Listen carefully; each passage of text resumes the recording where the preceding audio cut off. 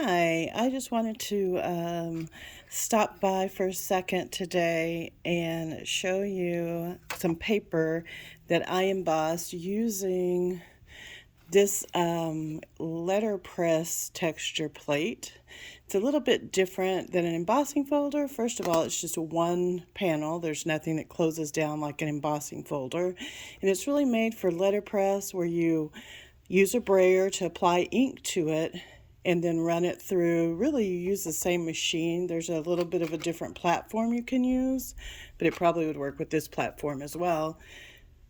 But and then you have, not only do you have the embossed and debossed effect, but you also have the color that's added to it. But I wanted to use it today with some paper just to see how it was going to turn out if I didn't apply paint to it and I just used it like you would use an embossing folder. So I really like this plate. It's got this kind of tile looking cross design, and I'm going to be using just this piece of handmade paper that's kind of a green color. I'm just going to place it right there on the plate. Now I know, because I did this earlier, that putting it on my platform the way I put an embossing folder isn't going to apply enough pressure.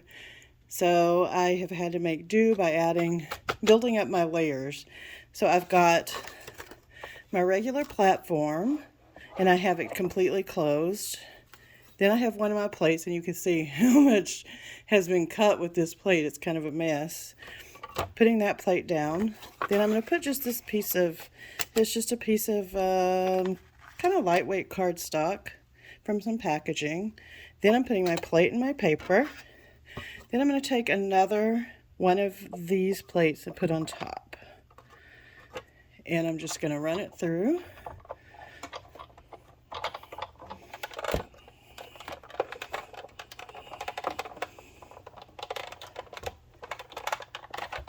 Ooh, that's a tight one.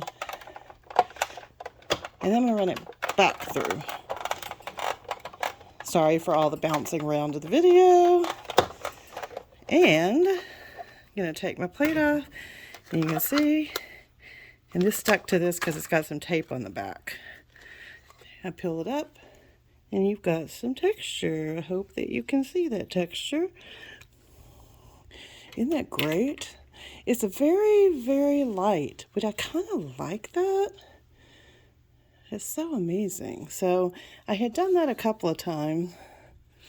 And then I also had one other letterpress plate that I used that got kind of more of a floral design on it. It's pretty cool. And then while I had everything out earlier, I went ahead and used just a bunch of embossing folders to get some other effects. This is some kind of snowflakes. And you can find embossing folders. Mostly what I use is Sizzix, Cuttlebug. This one's a real deep 3D one. It's kind of cool.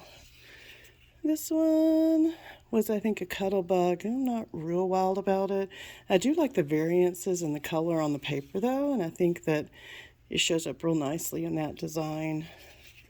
This one, more of just like a little floral pattern, kind of a loose pattern.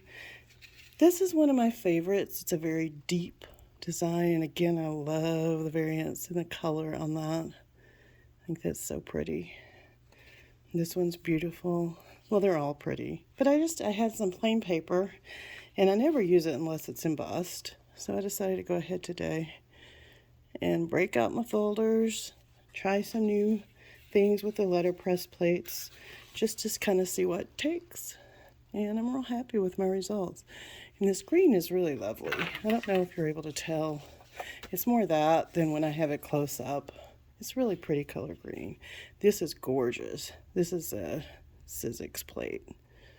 Very deeply embossed. You can tell by the back how it looks. I think I did a couple of those. That looks the same. Let's see what else is here.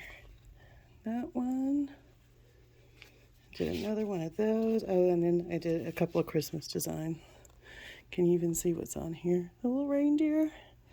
So cute. It's like a sweater. And And this is the last one I did. It's kind of some trees. Can you see those at all? Kind of pretty. Anyway, that's all. I just want to encourage you to take some paper. It doesn't have to be handmade. Typically when you use the 3D embossing folders that give you the really deep depth to the embossing, when you use those, you're supposed to spritz with some water. This is some handmade paper, and I felt like it probably didn't need the water, and I was right. Because when you don't use water and you have a more brittle paper, sometimes it tears holes all the way through. So you just kind of have to play and experiment and see what works with you. You need to see how much you need to build up your plate to get the right pressure as it goes under this roller. Sometimes it takes more pressure, sometimes it doesn't. I usually roll it through and roll it back. That's normally how I do it. That's all. I hope you have a fun weekend. See you later.